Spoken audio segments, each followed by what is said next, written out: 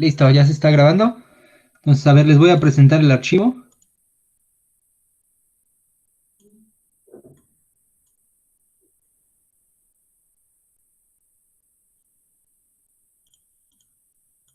Listo, ok. Entonces, vamos a comenzar. Entonces, vamos a ver esta última parte de transformaciones lineales que habla sobre el espacio nulo y la imagen de las transformaciones. En realidad, lo que vamos a ver hoy es uno de los teoremas que yo creo es de los más importantes porque nos permiten definir transformaciones lineales de forma muy, muy fácil. Y con ellas vamos a introducir entonces las transformaciones lineales, dos de las transformaciones lineales que a nosotros nos van a interesar. Entonces, a ver, el teorema lo que dice a grandes rasgos es que en realidad cualquier transformación lineal está definida por la forma en la que uno evalúa bajo la transformación a los elementos de la base de un espacio vectorial. Es decir, que toda la información importante de la transformación va a estar determinada por la forma en que la transformación actúa sobre una base o sobre cualquier base del espacio vectorial. Entonces, eso te permite, digamos, estudiar las transformaciones de forma muy fácil porque lo único que necesitas saber bien a bien son los datos sobre cómo, a qué vector envía, por ejemplo, la transformación a cada vector en una base. Y como les decía, esto nos va a ayudar a definir de forma más fácil y más intuitiva la forma en que vamos a trabajar con rotaciones y reflexiones. Entonces, a ver, el teorema dice lo siguiente. El teorema se llama teorema de extensión lineal, o bueno, algunos autores así lo llaman, y lo que te dice es lo siguiente. Vamos a tomar B y W, espacios vectoriales definidos sobre un campo F, y vamos a tomar ese conjunto que tiene a los vectores U1, U2, así hasta UN, como base de B. Entonces estamos hablando de un espacio vectorial de dimensión finita, ¿verdad? B es de dimensión finita. Entonces, si W1, W2, así hasta WN son cualesquiera vectores en W, entonces hay una única transformación lineal T que va de B en W, tal que la transformación envía a cada elemento de la base a uno de los vectores W, es decir, T evaluado en UI es igual a WI para cada I desde I igual a 1 hasta N. Entonces, fíjense, es precisamente lo que les decía. Las transformaciones lineales están completamente determinadas. Esa parte que digo de estar completamente determinadas, el teorema lo enuncia aquí, ¿verdad? Te dice que existe una única transformación lineal. Entonces, esa parte de estar completamente determinadas por lo que le hace la base es que exista una única transformación lineal. Cuando eso ocurre, cuando hay una única transformación lineal, entonces sí está determinada por los valores de la transformación en la base, porque es la única que actúa de esa manera sobre la base, ¿sale? Es decir, no hay otra transformación de tal manera que la transformación le asigne al vector UI el vector WI en W. Entonces, eso es lo que quiero decir cuando digo que está determinada de forma única por la forma en la que se comporta sobre la base. Entonces, fíjense, eso es un teorema de gran importancia porque además en la prueba nos va a decir en realidad cuál es la forma completa, o sea, cómo se extiende, ¿verdad? Por esto esta palabrita de por qué se extiende, cómo yo puedo obtener, digamos, una fórmula, cómo puedo obtener una fórmula para calcular la transformación lineal para vectores específicos. Entonces, pero para hacer eso, lo único de lo que yo necesito es saber cómo se comporta la transformación en cada base de B. Entonces, eso es lo que nos dice, es un teorema de existencia y de unicidad. Entonces, pues lo que tenemos que hacer es definir la función T, que va de B a W, probar que está bien definida, o sea que sí es función, después probar que es transformación lineal y por último, probar que es la única con esta propiedad, ¿verdad? Entonces, pues vamos a hacer eso. ¿Sí se entendió el enunciado del teorema, muchachos? ¿No hay ninguna duda hasta aquí? Ok, bueno. Entonces, a ver, ¿cómo lo demostramos? Pues fíjense, como les digo, es un teorema de extensión, digo, es un teorema de existencia y de unicidad. Entonces, lo primero que tenemos que hacer es definir esta transformación T. Decir quién es esa T que va a cumplir lo que queremos. Y fíjense que en realidad lo que vamos a hacer es forzar a que esta T esté definida ya para que sea lineal y que haga lo que yo quiero aquí. Es decir, que envíe precisamente a cada vector UI al vector WI. Entonces, fíjense, como tenemos que definir una función de B en W, pues la vamos a definir para cada vector B en B. ¿Están de acuerdo? Entonces, fíjense, la idea va a ser tomar cualquier B y expresarlo en términos de la base, es decir, como combinación lineal de la base. Entonces, a ver, vamos por pasos. Entonces, primero, ¿cómo definimos la función T? Entonces, dado cualquier vector B en el espacio vectorial B, como sabemos que este conjunto es base, entonces existen únicos escalares, ¿verdad? Alfa 1, alfa 2, así hasta alfa n en el campo, de tal forma que B se ve como esta combinación lineal de los vectores U1, U2, así hasta UN. Y entonces, fíjense, casi voy a obligar a que la transformación sea lineal, definiendo esta función. Voy a definir la función T de B en W como a cada vector B, lo que le va a hacer la función T es enviarlo a esta combinación lineal, pero ahora de los vectores T aplicado en UI, ¿sale? Entonces, estos vectores T aplicados en UI, ustedes dirán, bueno, pero si yo no sé quién es T, bueno, pero fíjense, lo puse así porque lo que en realidad estoy definiendo es quiénes son los vectores fijos que ya estamos tomando en el teorema. Pues los vectores fijos en realidad en el teorema son estos vectores, ¿verdad? Son los vectores W1, W2, así hasta WN. Esos son los vectores que nos dan como fijos. Entonces, fíjense, en realidad yo estoy definiendo a la transformación T a cada vector B, lo único que estoy haciendo es que, bueno, pues entonces a cada uno de estos escalares que define la combinación lineal, los envío al producto con los W, ¿verdad? Y precisamente fíjense que entonces eso me va a obligar a que ocurra la igualdad de arriba, es decir, cuando yo evalúo en los vectores canónicos, entonces precisamente obtengo lo que quería, ¿verdad? Es decir, en los vectores de la base, perdón, precisamente es lo que yo quería, que sea cada WI. ¿Por qué? Pues porque cómo se ve, o sea, cómo se ve, si yo lo escribo, cómo se ve cada uno de estos UIs en términos de la base. Pues cada vector UI, ¿verdad?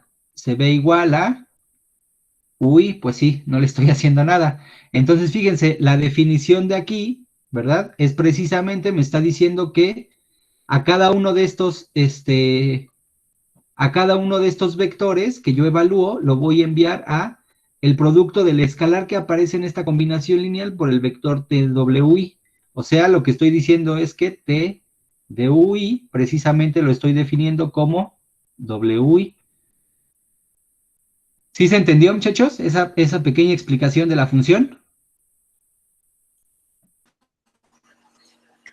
Sí, profe. ¿Sí? Muy bien. Entonces, a ver, esta función así definida, fíjense que en efecto es una función. ¿Por qué es una función? Para ver qué es una función, tiene que pasar eso que nos dicen que un vector en el espacio B no vaya a 2 en el espacio W, ¿verdad? ¿Y cómo garantizamos eso? Pues porque los alfas, ¿verdad? Son únicos. Entonces, esto me determina un único vector. ¿Sí están de acuerdo? El que los alfas sean únicos me determina que la función está bien definida, o sea que no voy a dar a un mismo vector B, no va a dar a dos vectores en el espacio W. Entonces, esta función está bien definida y además lo que les decía, cada UI, su imagen es el vector WI bajo la transformación T. Bueno, ya me estoy adelantando, pero sí va a ser transformación. Entonces, ese fue el primer paso, definir a la función de esta manera.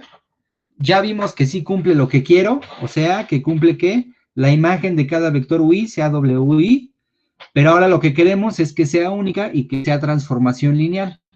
Entonces, vamos a ver por qué es transformación lineal. Entonces, para probar que es transformación lineal, pues tenemos que hacer lo que ya hemos estado haciendo en todas estas clases de transformaciones.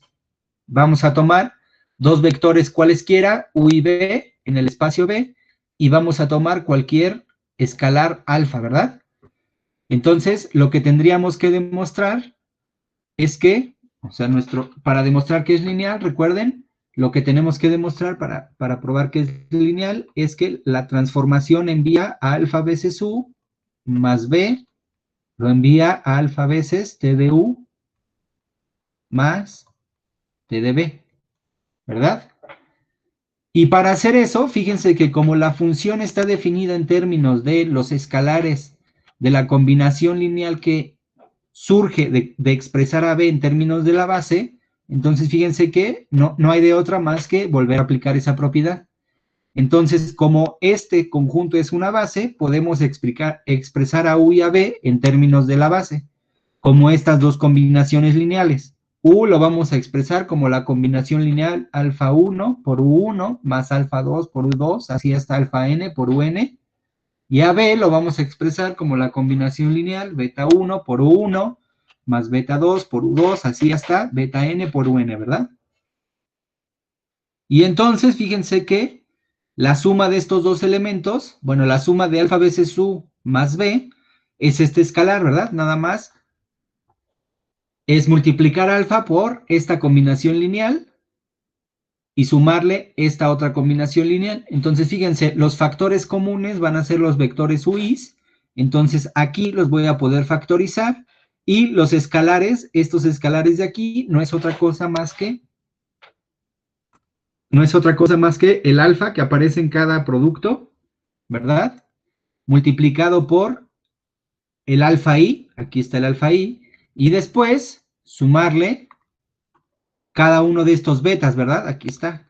Entonces, este es el escalar que aparece cuando factorizo a cada uno de los vectores UIs.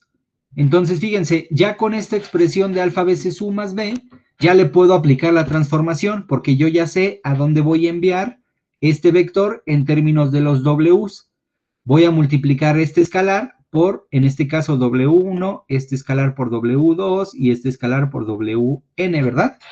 Entonces, fíjense, precisamente, la transformación cuando se la aplico a este escalar, a este vector, perdón, alfa veces U más B, es lo mismo que aplicar la transformación a toda esta combinación lineal, toda esta que ya habíamos puesto aquí arriba, y lo que me dice la definición de la transformación es que esta combinación la voy a enviar, ¿verdad?, a multiplicar cada uno de estos escalares por T de U y, es decir, este primer escalar por T de U1, este segundo escalar por T de U2, así hasta los n escalares por T de UN. Cambio la definición de T de 1 por el vector W1 y después vuelvo a distribuir, ¿verdad? Ahora distribuyo cada uno de estos escalares. Por ejemplo, fíjense, aquí está este alfa que está multiplicando este alfa por alfa 1 que está multiplicando a W1. Aquí está, ¿verdad? Aquí está alfa por alfa 1. Y este beta 1 que multiplica W1, aquí aparece beta 1 por W1. O sea, como que me estoy regresando de lo que hice al principio. Y entonces, precisamente, esta expresión de aquí me hace ver que este es T de U, porque así definía la transformación, este es T de B, y entonces este es alfa veces T de U más T de B. Y eso prueba que es lineal. ¿Se entendió la cuenta, muchachos?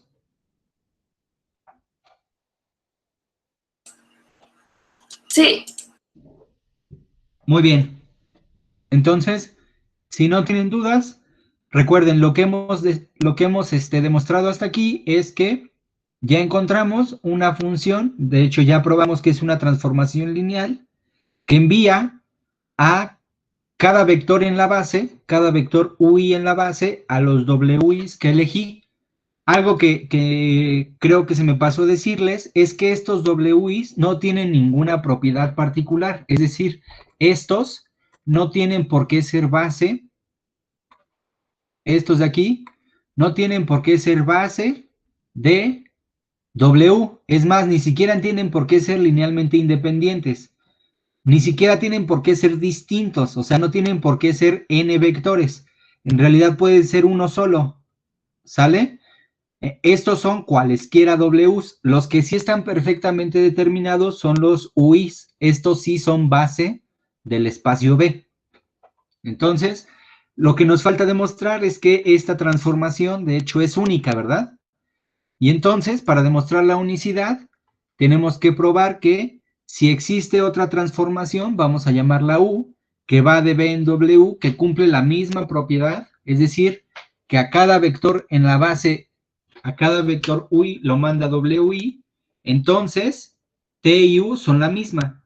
Ahora fíjense, como U también es una transformación de B en W, tienen la misma, van a estar definidos en los mismos conjuntos. Entonces, lo único que necesitamos demostrar es que sus imágenes son las mismas, es decir, que T de B es igual a U de B para cada B en el espacio B. Y entonces, para hacer eso, fíjense que otra vez el truco es expresar a cada vector B en el espacio como combinación lineal de la base. Si yo lo expreso como combinación lineal de la base, ¿verdad? ¿Sí está bien? Lo que me dice la definición de la transformación T es que acá a esta combinación lineal la voy a enviar a la combinación lineal que se forma de multiplicar cada escalar, alfa i, por la imagen bajo la transformación T del vector UI. Y entonces, como ya vimos, la imagen de cada vector UI bajo la transformación T no es otra cosa más que el vector WI. Pero este WI, por lo que estamos suponiendo, fíjense, es U de UI. Entonces, cambio la definición, ¿verdad? Cambio aquí la definición.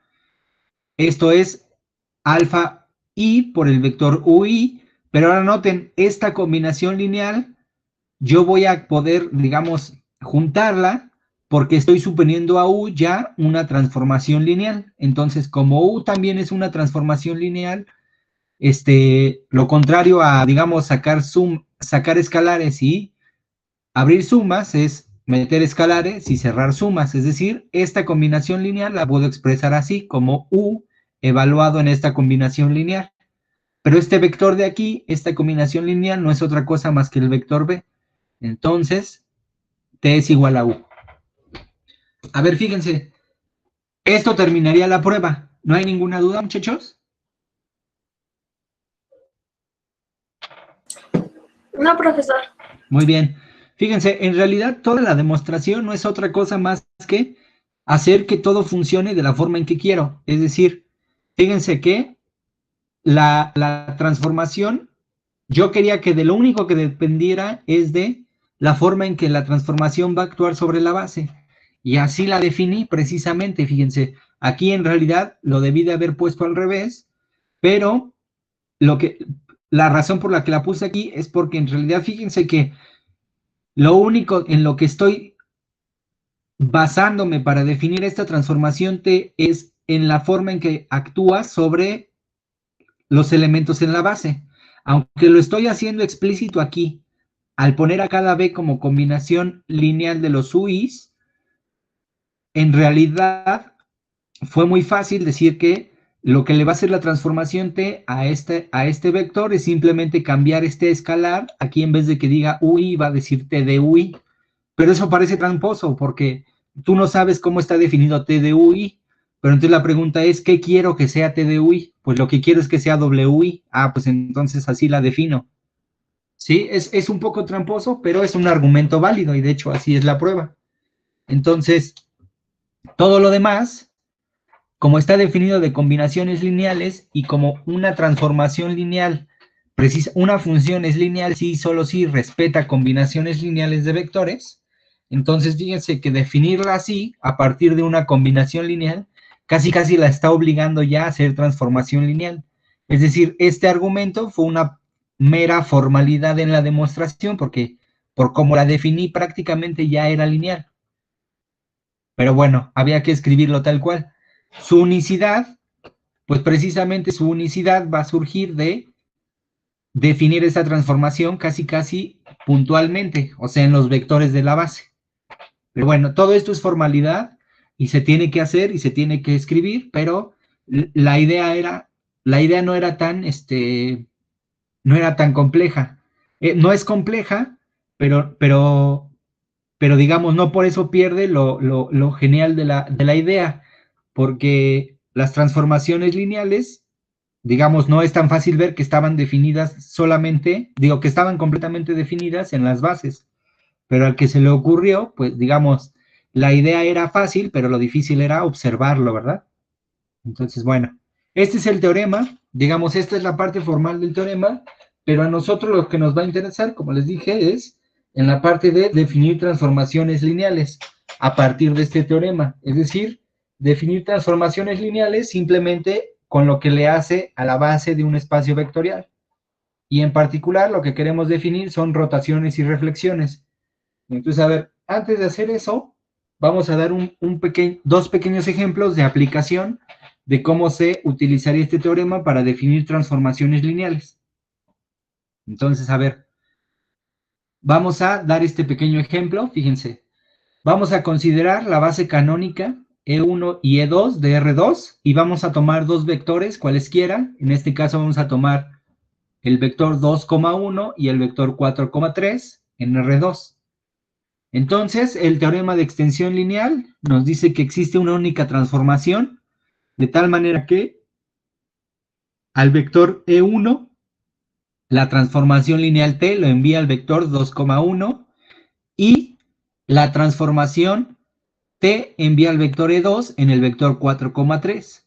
Pero además nos dice cómo generalizar, o cómo extender a cada vector en R2, ¿verdad?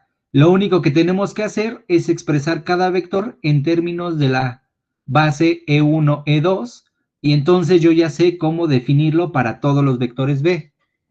Digo, para todos los vectores de R2. Es decir, de la siguiente manera. Fíjense que cada XY en R2, o sea, aquí no lo puse, pero cada XY en R2, claramente se puede ver como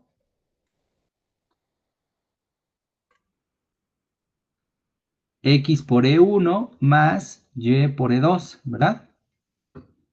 Entonces, fíjense que lo que le voy a hacer a cada vector XY bajo la transformación T es enviarlo a X veces la imagen del vector E1 bajo la transformación T más Y veces la imagen del vector E2 bajo la transformación T, es decir, a X veces el 2,1 más Y veces el 4,3.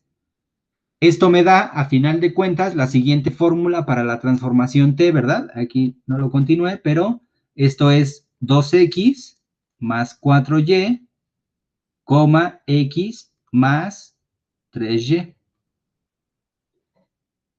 Entonces, así lo defino para cada vector XY en R2, y esto ya me da una fórmula explícita para calcularlo sin necesidad de calcular combinaciones lineales. Bueno, de todos modos, con la base canónica no es difícil calcular combinaciones lineales, pero esta es, digamos, la fórmula así como nos la presentan cuando uno quiere ver si es transformación lineal. ¿Sí se entendió? Ahora, algo que vieron con Miguel es que hay una equivalencia cuando cuando tengo una transformación lineal definida sobre dos espacios con la misma dimensión finita, ¿verdad? Entonces hay una equivalencia entre ser inyectivo y suprayectivo. Entonces vamos a ver qué caso es el de esta transformación. Fíjense, como el rango de T, nosotros vimos que era el generado por las imágenes de cualquier base, en particular de la base canónica.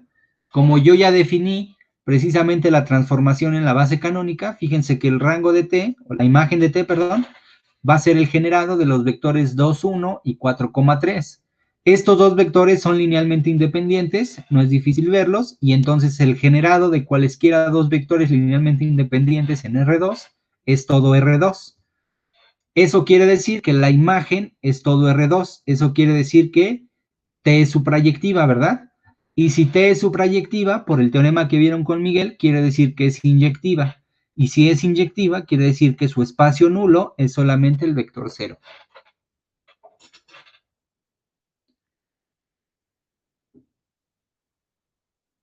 ¿Sí se entendió, muchachos? ¿Sí? ¿Vamos bien todos?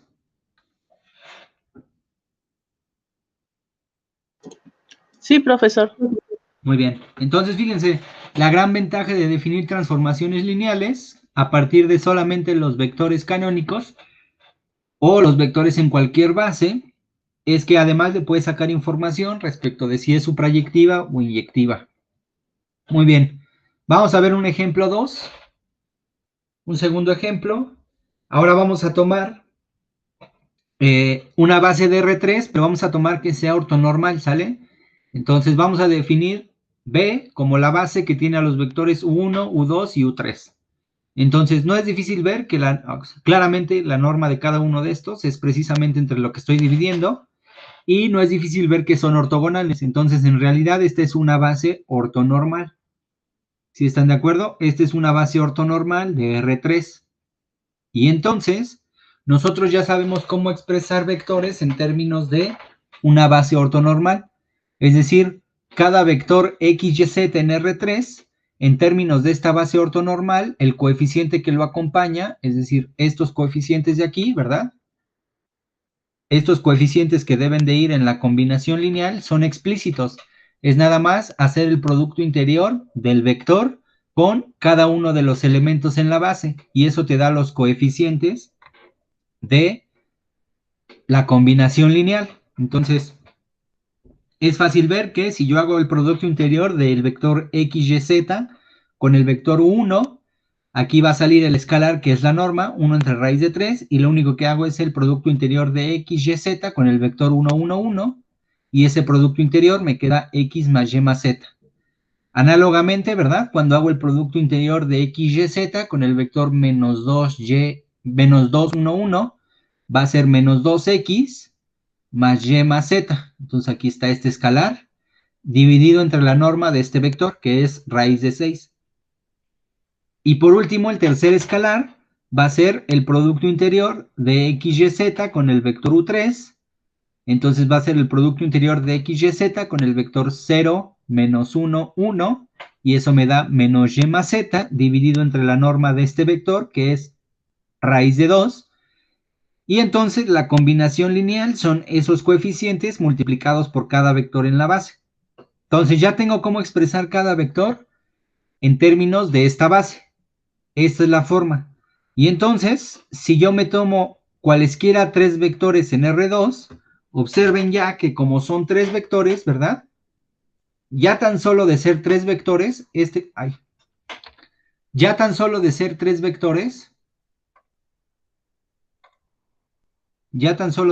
vectores, este conjunto es linealmente dependiente, ¿están de acuerdo? Este es lineal.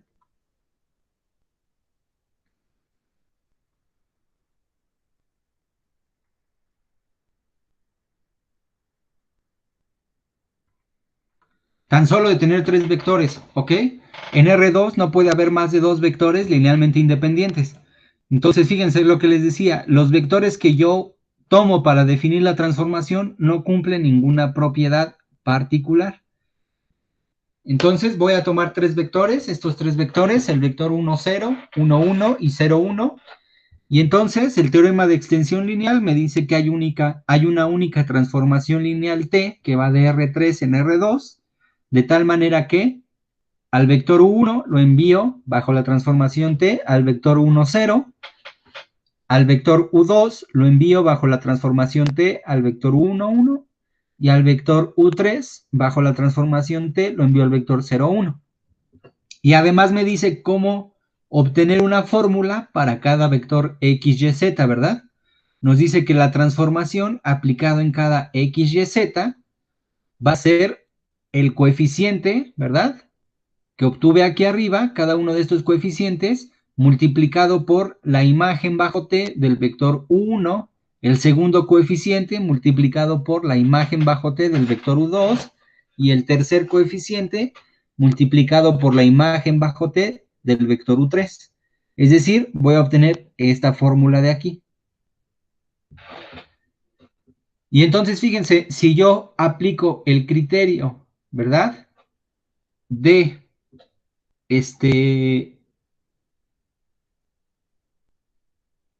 el criterio de para saber si es inyectiva o suprayectiva o ambas, pues a ver, voy a evaluar esta transformación en la base, ¿verdad?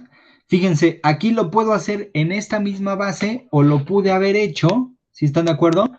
Lo pude haber hecho en la canónica, da igual, porque el teorema te dice, es cualquier base que tú elijas, ¿verdad? No importa si estás generando con la base que elegiste, la base ortonormal que elegí para definir la transformación, o con la base canónica.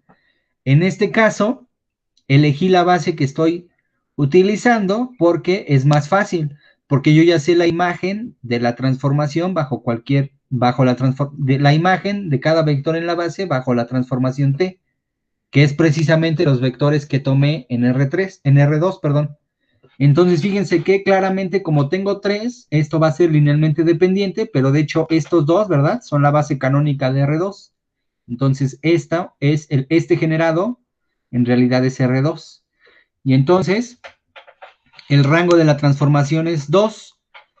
Y aquí no podemos utilizar el teorema que vio Miguel porque, fíjense que la transformación T va de R3 en R2. No se cumple, ¿verdad? Recuerden que lo que nos pide el teorema es que esta dimensión de aquí, que en este caso es 3, coincida con la dimensión del otro espacio. Pero en este caso es 2, entonces no coincide. Por lo tanto, no se sigue en general la equivalencia entre inyectividad y suprayectividad. De hecho, este es el caso, fíjense. Mientras que la función es suprayectiva, no va a ser inyectiva. ¿Por qué no es inyectiva? Porque por el teorema de la dimensión, sabemos que la dimensión de R3,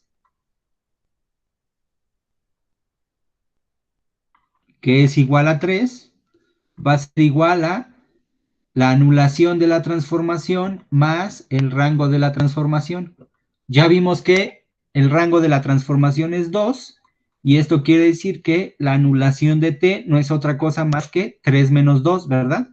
3 menos 2 es 1, y entonces nos está diciendo que no es inyectiva porque el núcleo no puede ser el vector 0. Ay, aquí esto no era así, este es así. Porque el núcleo no puede ser el vector 0. Al tener dimensión 1, al menos debe haber un vector distinto del 0, de forma que genera el núcleo, o al espacio nulo, perdón. Entonces, la costumbre de llamarle núcleo, espacio nulo. Entonces, en realidad esta transformación no es inyectiva, pero sí es suprayectiva. ¿Sí está bien? ¿Sí se entendió, muchachos? ¿Vamos bien? ¿Hasta aquí?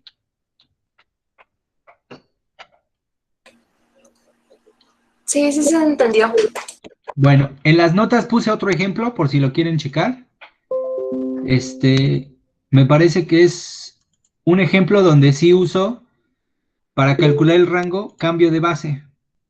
Entonces, bueno, pero por si lo quieren checar. Pero el ejemplo que en realidad me interesa es ver lo de rotaciones y reflexiones. Entonces, a ver, ¿cómo vamos a... Ah, bueno, nada más, denme un minuto para... Voy a dejar de presentar tantito, denme un minutito. Antes, para hacer un espacio para poder escribir y definir lo que es una rotación y una reflexión, ¿sale?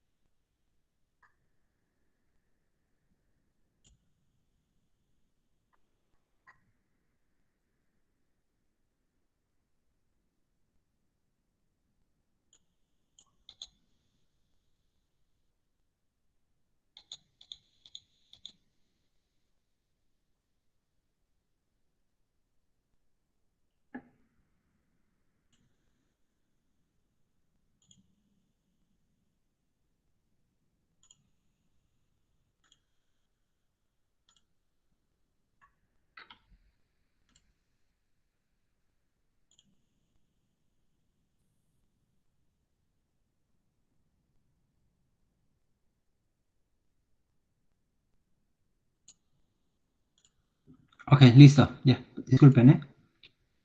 Ok, voy a volver a presentar. Muy bien, entonces, a ver, vamos a definir rotaciones. Entonces, ¿cómo vamos a definir las rotaciones? Pues vamos a utilizar el teorema.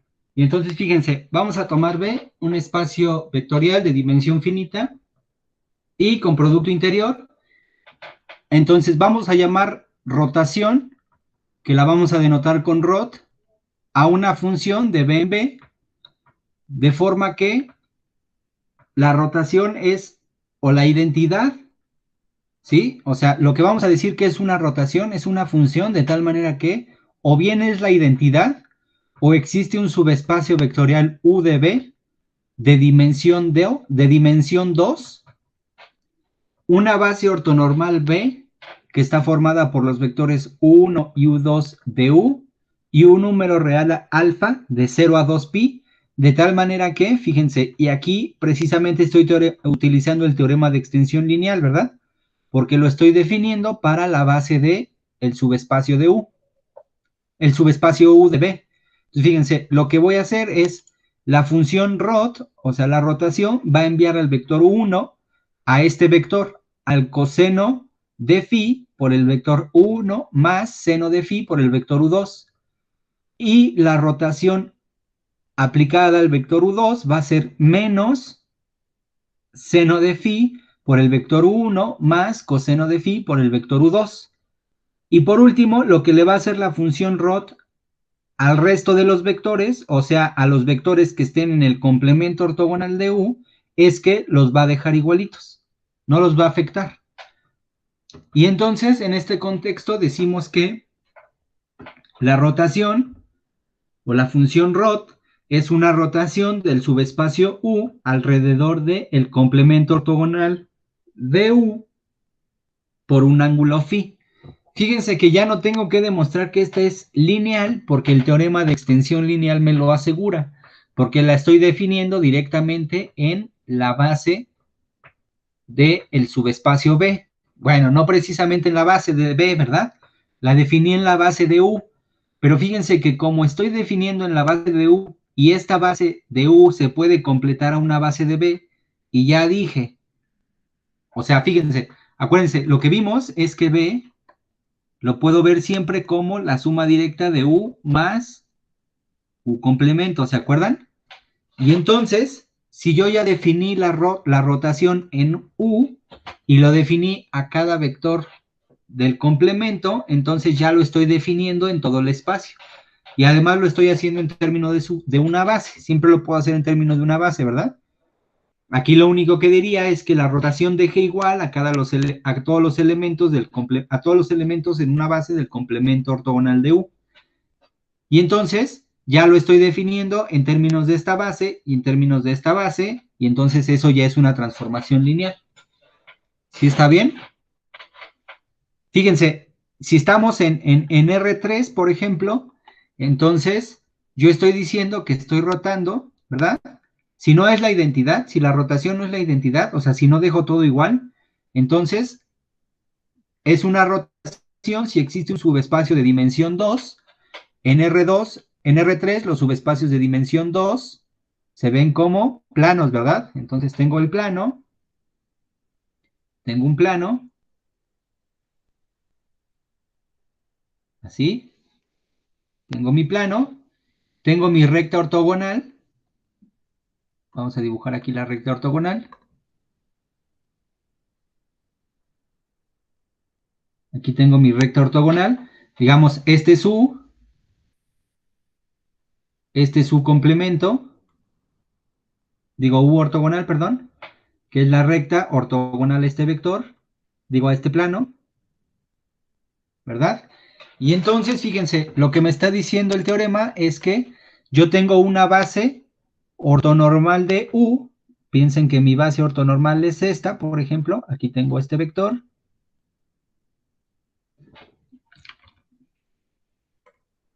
Y aquí tengo otro vector.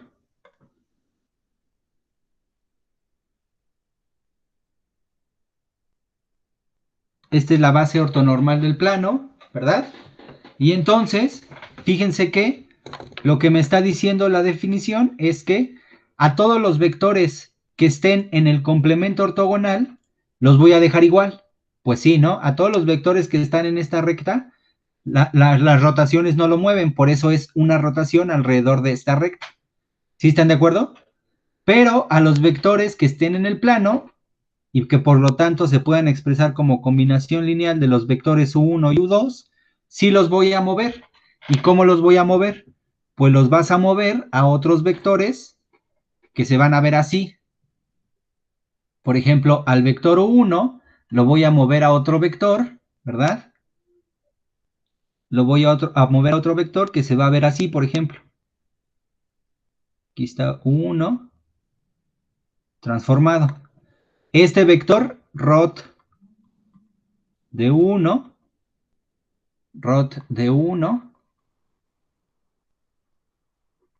¿verdad? Según la definición, es coseno de phi para un cierto ángulo phi en la dirección de U1 más seno de phi en la dirección de U2, ¿verdad? ¿Sí están de acuerdo? Entonces el ángulo que hay entre estos, aquí está, phi.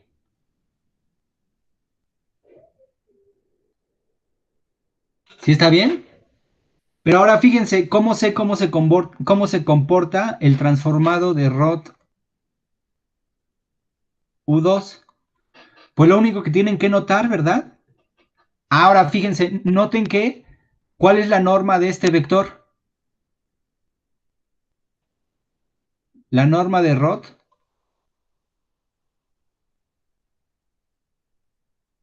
¿Cuál es? La misma que uno. Que U1, ¿verdad? Pero U1 es unitario porque es una base ortonormal, entonces este tiene norma 1. ¿Están de acuerdo? Y noten que rot de U2, que está definido como menos seno de phi, U1 más coseno de phi por U2, ¿verdad? Noten que también tiene norma 1,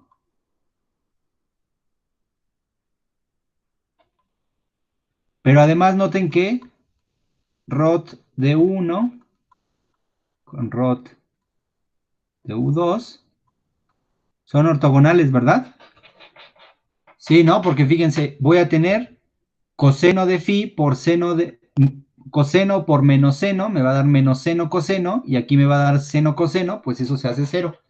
Quiere decir que el otro vector, el transformado, va a ser ortogonal a este. Así. Aquí está rot de U2, ¿verdad? Y el ángulo entre estos dos es de 90 grados, así como el ángulo entre estos dos, entre la base ortonormal, era de 90 grados. Y lo que estoy haciendo es girar al plano, ¿verdad? Lo estoy girando así. Estoy girando al plano, así, alrededor del complemento ortogonal de U, que es en realidad una recta ortogonal al plano. ¿Y por cuánto lo estoy girando? Pues lo estoy girando por el ángulo phi. ¿Sí se entendió, muchachos?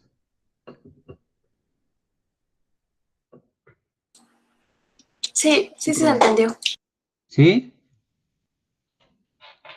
Y fíjense que esto es en cualquier espacio vectorial, ¿verdad? Entonces, digamos, ya en dimensiones más grandes, el complemento podría ser otro plano, por ejemplo. Entonces estaríamos rotando un plano alrededor de otro plano, pero eso ya no se puede ver. Pero digamos, la intuición geométrica al menos me dice cómo son las rotaciones en R3. Y en este caso es la rotación de un plano alrededor de una recta. Esta recta, como no se mueve, todos los vectores en esta recta no se mueven, entonces ese es su eje de rotación. Son los vectores que se quedan fijos bajo la rotación, ¿verdad?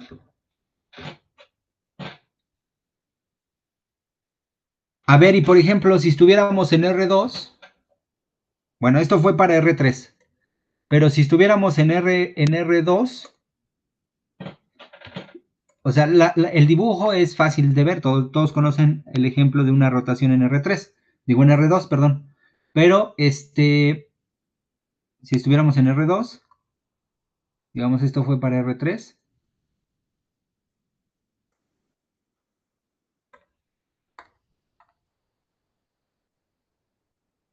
¿verdad?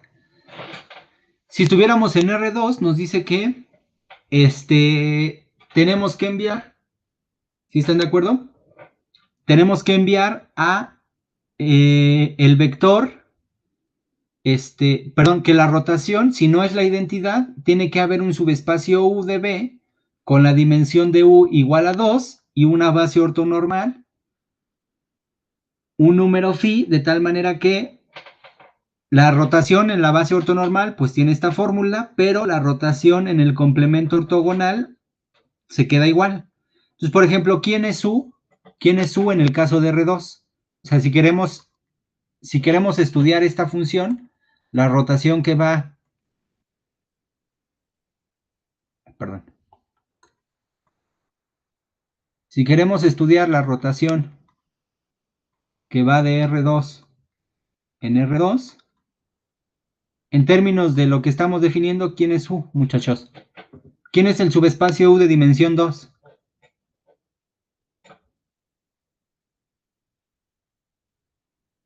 Pues no hay otro, ¿están de acuerdo? Si hay un subespacio de dimensión 2 es porque es U, es R2, perdón. Y entonces el complemento ortogonal, ¿quién es? Pues es el origen, ¿verdad?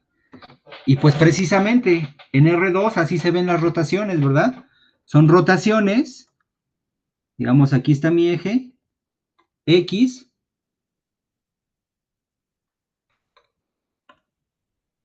aquí está mi eje Y, ay. Digo, aquí está mi eje Y, aquí está mi eje X. Imagínense que este es mi vector U1. Bueno, a ver, lo voy a poner con rojo. Este es mi vector U1.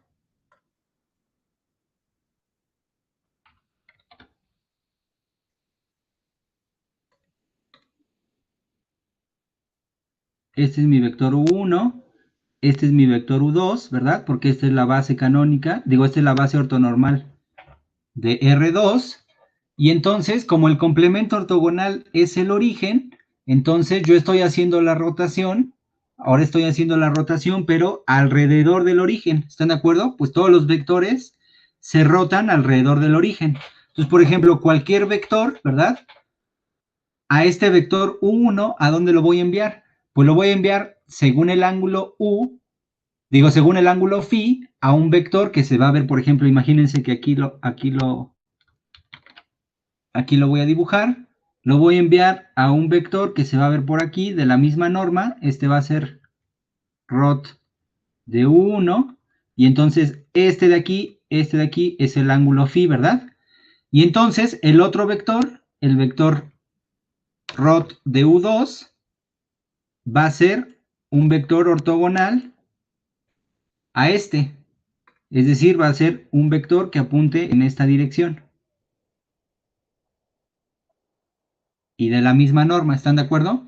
Aquí estaría rot de U2. Más o menos, ¿no? Pues sí, ¿no? Todas las rotaciones en R2 son rotaciones alrededor del origen. ¿Están de acuerdo? Lo único que estoy haciendo es moviendo los ejes, ¿verdad? Estoy moviendo los ejes en la dirección hacia acá. Moviendo los ejes hacia acá. ¿Sí se entendió, muchachos? Sí, profesor. Muy bien. A ver, bueno, este fue el ejemplo de rotaciones. Ahora vamos a ver el ejemplo de las reflexiones. Las reflexiones ya las habíamos definido con una fórmula, pero fíjense que se puede generalizar de la siguiente manera. Vamos a tomar B, un espacio vectorial de dimensión finita. Bueno, antes que nada, muchachos, ¿qué hora es? Perdón, ya, no sé si ya me pasé. Ya son a las 10. Ah, ya son las 10, ¿verdad? Entonces, a ver, vamos a terminar hasta aquí porque ya son las 10. ¿Sí quedó claro entonces cómo se ven las rotaciones? Sí, sí quedó claro. Bueno, entonces mañana terminamos con las reflexiones, que ya vimos al menos un caso en R3, cómo se vería la reflexión alrededor de un plano. Y bueno, terminamos con esto que estábamos, que teníamos que ver hoy, ¿sale? Vamos a dejarlo hasta aquí por hoy. Entonces, Vale, hasta a ver, mañana. nada más una pregunta. alguien me envió un mensaje por WhatsApp que tenía duda del 4. ¿Está aquí? Sí, de hecho soy yo. Ah, ¿eres tú, Rubén? Ah, ok. A ver, del 4. ¿Sí checaste? ¿Sí viniste ayer a la ayudantía? Sí, sí, sí, la parte de la ida. ¿La parte de la ida sí te quedó claro? Sí, eso sí. Ok.